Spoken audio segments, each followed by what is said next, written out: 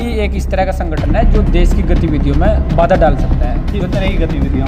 आतंकवादी गतिविधि। आतंकवादी। बच्चों को आप पता है हमारे मदरसे में बच्चों को कहाँ बिठाया जाता है? टाट पे बिठाया जाता है। टाट पे नीचे बोरी डाल के कट्टा डाल के उस पर बिठाया जाता है। उनके पास यूनिफॉर्म नहीं होती, उनके पास पहनने के लिए कपड़े नहीं होते। टाइम पे वो बच्चा घर से भूखा आया कैसा है, खाने की व्यवस्था है कि नहीं है। शर्मा वाले मंदिर में हर जुमे के बाद ये लोग तख्ते लेकर के सड़कों पर निकलते थे। आज क्या वो तख्ते लेकर के आएंगे बाहर निकल के कि हमेशा के लिए बैन करो। आप बैक आते लोग उधर लेके जाते थे CFI की तरफ से टेरर सेंटर ही कहूँगा मैं, तो आतंकवादी सेंटर ही कहूँगा। आतंकवादी सेंटर में ये लोग लेके जाते थे। तो कहीं ना कहीं उन चीज़ों से छुटकारा होगा और मैं अपने देश के युवा एक इस तरह का संगठन है जो देश की गतिविधियों में बाधा डाल सकता है। किस तरह की गतिविधियाँ? आतंकवादी गतिविधि, बच्चों को नमस्कार दोस्तों, इंडियन मिर्ची में आपका स्वागत है। आज हम मौजूद हैं कैराने में और हमारे साथ मौजूद हैं मुबारिक गुज्जर। तो मुबारिक गुज्जर से हम खास बातचीत करेंगे PFI को लेकर। जैसे कि PFI को सरकार ने बैन किया है, आखिर इसकी क्या वजह है और क्या क्या इसके कारण रहे होंगे जिस वजह से सरकार को ये बैन करना पड़ेगा। तो हम करते हैं बातचीत। जी मुबारिक जी, कैसे? धन्यवाद भाई। देखिए PFI पिछले कई वर्षों से 2006 से ये वजूद में आया संगठन। 2006 से लेकर 2012 तक खूब वजूद में आ गया था। 2012 में NIA की टीम ने मनमोहन सरकार को, जब प्राइम मिनिस्टर मनमोहन सिंह जी थे तब मनमोहन जी को लिखित में दिया था कि NIA ने लिखित में दिया था कि PFI एक इस तरह का संगठन है जो देश की गतिविधियों में बाधा डाल सकता है। किस तरह की गतिविधियाँ? मतलब आतंकवादी गतिविधि, बच्चों को आतंक फैलाना, देश में दंगा करवाना, देश हित में जो भी कानून हो उसका विरोध करना, इनकी इस तरह के पहले से मन से थे। और देश ये किस तरीके से, मतलब इस चीज़ को किस तरीके से करते थे? ये एक संगठन बना रखा, घर घर से इन्होंने एक एक बच्चे को ले रखा और प्रत्येक बच्चे को सिखाया जाए कि हिंदुस्तान को मुस्लिम राष्ट्र बनाना है। जैसे ये तुलना करते हैं RSS से कि RSS जो है हिंदू राष्ट्र बनाना चाहती है। इस तरीके के बहका के बच्चों को, जो हमारा यूथ है, जो हमारा युवा है, जो एक देश का निर्माण कर सकता है, देश का भविष्य का निर्माण कर सकता है, उसको अपने इन बच्चों को कहाँ पे बहकाया जाता था? किस ऐसा प्लेटफॉर्म क्या था जहाँ पे जाकर बहकाया? इनके कैंप होते हैं, कैंप जैसे कैंप लगाया जाता है। माँ बाप को भी पता, 4-6 महीने बाद पता चलता है कि बच्चा हमारा किसकी गिरफ्त में है।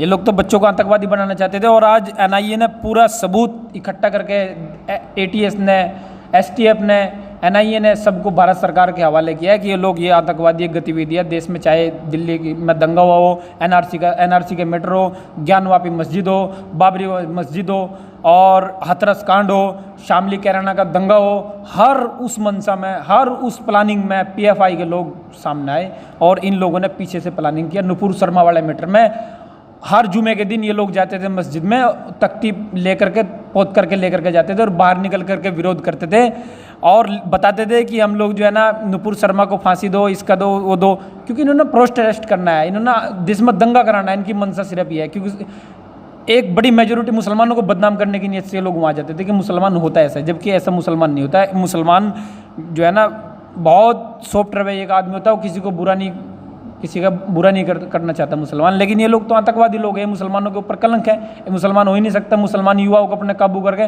देश में दंगा करवाना चाहते हैं। और मैं तो ये कहना चाहता हूँ आपके चैनल के माध्यम से कि अमित शाह जी का स्वागत योग्य कानून है जो उन्होंने ये बनाया, बैन किया, उसको स्वागत करना चाहिए और हमेशा के लिए बंद कर देना चाहिए। और मस्जिद के जो इस्लामिक लोग थे, जैसे जमीयत उलमा संगठन है, हम लोग उसको मानते हैं, बहुत मुसलमान लोग, हमेशा से उन्होंने हमारे ऊपर अपना रोजी रोटी, अपना सब कुछ किया। मैं कहूँगा तो विवाद खड़ा हो जाएगा। तो मैं तो ये कहना चाहता हूँ कि आज जिस तरीके से नुपुर शर्मा वाले मैटर में हर जुमे के बाद ये लोग तख्तियाँ लेकर के सड़कों पर निकलते थे, आज क्या वो तख्तियाँ लेकर के आएंगे बाहर निकल के कि हमेशा के लिए बैन करो। आओ, जब PFI साबित हो गया कि आतंकवादी संगठन है, अब तो साबित हो गया ना, अब हमारे बच्चों को इन्होंने अपने गिरफ्त में ले रखा था, तो अब सामने आए और आकर के हर जुमे के दिन तख्तियाँ लेकर के निकले और हमेशा के लिए मांग करें। हम मानने क्या देश निर्माण के लिए काम हो रहा। तो जैसे कि PFI अब बैन हो गया है पूरी तरीके से, तो बैन होने के बाद इसके क्या क्या बेनिफिट्स देखने को मिलेंगे इसके बैन होने के बाद? देखो, बैन हो गया, हमेशा के लिए बैन हो गया, होना चाहिए। मेरी सबसे पहली तो बात यह है, बेनिफिट्स ये मिलेंगे कि जो बच्चा राष्ट्र निर्माण के लिए काम कर सकता हो, जो बच्चा देश की तरक्की के लिए काम कर सकता हो, उसको उधर से ना बहका के लोग उधर लेके जाते थे PFI की तरफ। एक टेरर सेंटर, मैं तो टेरर सेंटर ही कहूँगा, मैं तो आतंकवादी सेंटर ही कहूँगा, आतंकवादी सेंटर में लोग लेके जाते थे। तो कहीं ना कहीं उन चीज़ों से छुटकारा होगा और मैं अपने देश के युवाओं से, आपके चैनल के माध्यम से, सोशल मीडिया के माध्यम से, ट्विटर के माध्यम से, फेसबुक के माध्यम से ये मैसेज देना चाहूँगा कि राष्ट्र हित के लिए काम करें, देश के लिए काम करें, जो भी देश हित में फैसला है उसको खुल के समर्थन करें और अपना जो भी हम लोग राष्ट्र के लिए कर सकते हैं वो करें। जैसे कि मदरसों को लेकर अभी आप देख रहे हैं कि एक फैसला आया है कि इनके मदरसों की जांच होगी, इस तरह जो ऑर्डर्स आए हुए हैं, तो इसको लेकर आप किस तरीके से देखते हैं? इसको लेकर के मदरसों में जांच करने का अगर हम लोग इस बात को बहुत डीपली देखें तो मदरसों को ऐसे हमारे मुख्यमंत्री योगी आदित्यनाथ जी चाहते हैं कि मुसलमान का बच्चा, क्योंकि जब प्रधानमंत्री जी ने इस देश में शपथ ली थी प्राइम मिनिस्टर की, तो उन्होंने कहा था कि एक हाथ में कुरान एक हाथ में लैपटॉप होना चाहिए, ये शपथ उन्होंने कहा था। उसी मंशा को लेकर के उत्तर प्रदेश के मुख्यमंत्री योगी आदित्यनाथ जी ने ये सर्वे इसलिए कराया कि मुसलमान के जो बच्चे हैं इन मदरसों के पास क्या एजुकेशनल सिस्टम क्या है, इनको बैठने के लिए कहाँ, आप पता हमारे मदरसे में बच्चों को कहाँ बैठाया जाता है? टाट पे बैठाया जाता है, टाट पे नीचे बोरी डाल के कट्टा डाल के उस पर बैठाया जाता है। उनके पास यूनिफॉर्म नहीं होती, उनके पास पहनने के लिए कपड़े नहीं होते, टाइम पे वो बच्चा घर से भूखा आया कैसा है, उनके खाने की व्यवस्था है कि नहीं है, इस चीज़ का सर्वे है। इस चीज़ का सर्वे नहीं कि मदरसे के ऊपर बुलडोजर चलेगा, ये चलेगा।